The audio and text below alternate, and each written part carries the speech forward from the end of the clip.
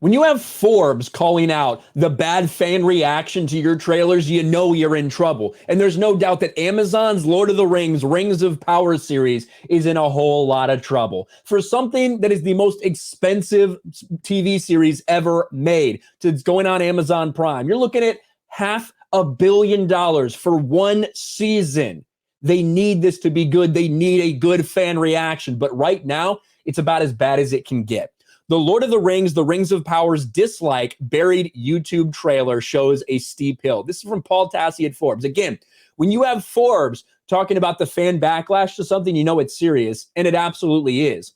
When you look at Prime Video, the Lord of the Rings main teaser that released a couple days ago, look at this ratio. The same exact thing that we saw months ago when they released the first look, it's happening again because Tolkien fans realize this has nothing to do with Lord of the Rings. This has nothing to do with J.R.R. Tolkien, and they will not shut up about it. They're not just going to sit there and take it. They're going to make their voices heard. Look at this, 58,000 upvotes to 175,000 downvotes.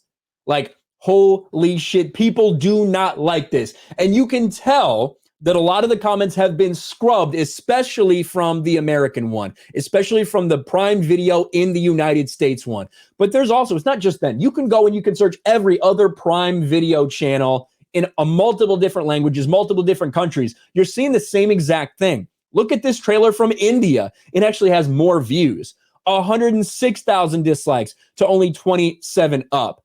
And you can see there's some common threads in this comment section that you didn't necessarily see in the American one that's clearly been a little bit more cultivated.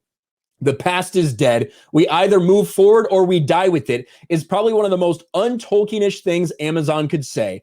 Tolkien was nostalgic of the past, and it can easily be seen in his work, and every next age regresses in splendor, beauty, and might. He went so far as stating that history is nothing more than a long defeat. Now, this is in Spanish, but it's a J.R. Tolkien quote.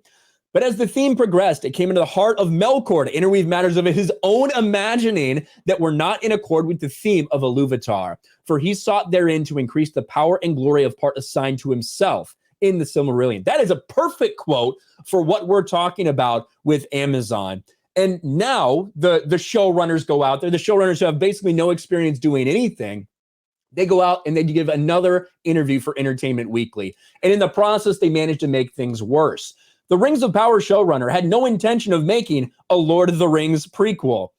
Interesting, considering it's so beloved, not just the books, but also the movies are obviously, Peter Jackson's Lord of the Rings trilogy is just about as beloved and, acclaimed as you can get, at least in the modern day of Hollywood. Showrunner Patrick McKay was determined not to use Lord of the Rings as a template when developing Rings of Power. McKay and his collaborator had the daunting task of creating a continuation of J.R.R. Tolkien's Lord of the Rings trilogy, a franchise that is sacred to its fans, and it came burdened with huge amounts of supplemental lore. We were not interested in doing a show about the younger version of the same world you knew, where it's a little bit of a prequel. We wanted to go way, way, way back and find a story that could exist on its own 2 feet. This was one we felt hadn't been told on the level and the scale and with the depth that we felt it deserved. So it's no surprise when you dig deeper into this interview, they talk so much about diversity and seeing the present day world represented in Tolkien. The diversity of the cast has also been scrutinized. We've talked about that a lot. Tolkien explores many themes, but one of them is the idea of people coming together from different ethnicities, backgrounds, and walks of life, all coming together for a common cause. For me personally, as a viewer, I would have the expectation that the show would reflect the real world, as well as the world that I aspire it to be. That's not what we're talking about. We are talking about the world that he created, not the world that you want to see on screen.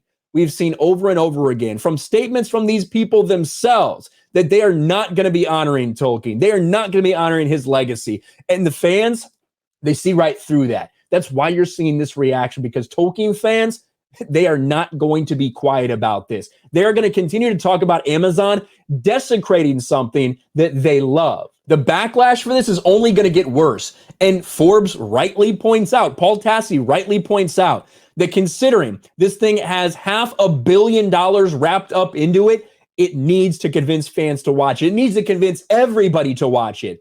Otherwise, it's going to be a colossal failure. And right now, it's trending towards an absolute disaster. The fans despise it. They're not going to change their minds based on what they're seeing right now from Amazon. Thanks for watching, everyone. And a huge shout out to my patrons. I appreciate you guys so much. Want to follow me on Twitter or Instagram? Check out the description below. You'll find links to my P.O. box and my Patreon as well. And I'll talk to you guys later.